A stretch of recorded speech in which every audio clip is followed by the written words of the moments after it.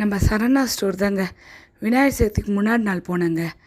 வெளியில் தான் இவ்வளோ பிள்ளையார் விற்கிறாங்கன்னு பார்த்தா உள்ளே போனால் அவ்வளோ கலர்ஃபுல் பிள்ளையார், அவ்வளோ கலர்ஃபுல் அழகான கொடைகள், எல்லாம் ரீசனபிளாக இருக்குது ரேட்டு. எவ்வளோ பிள்ளையார் பாருங்கள்.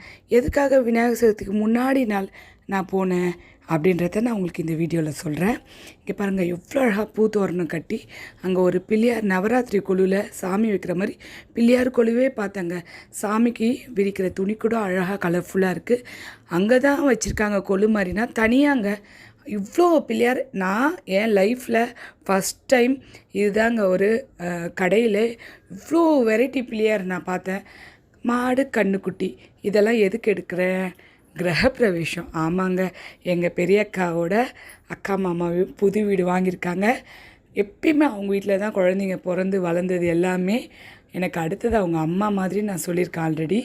அவங்களோட கிரகப்பிரவேசங்க.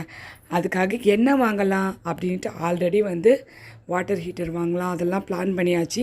இருந்தாலும் கையை வீசிட்டு போக முடியாது. அன்றைக்கி சிம்பிளாக அக்காவுக்கு சர்ப்ரைஸ் கொடுக்கலாம் அப்படின்ட்டு போய் பார்த்தா ஐயோ இவ்வளோ கிஃப்ட் ஐட்டமா சான்ஸே இல்லை. எவ்வளோ வெரைட்டி, எவ்வளோ ட்ரெண்டிங்காக. நம்ம முருகர் பாருங்கள், பார்த்தோன்னே அவ்வளோ ஆசையாயிடுச்சுங்க. முருகர்லேயே அவ்வளோ டிசைன், அவ்வளோ விதங்க.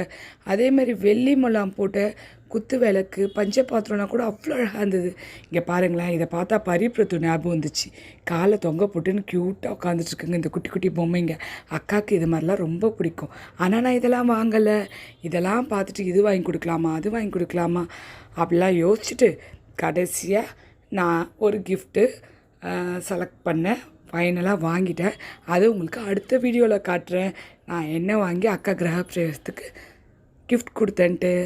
அக்காவோட கிரகப்பிரவேசம் சந்தோஷமாக நடக்கணும்.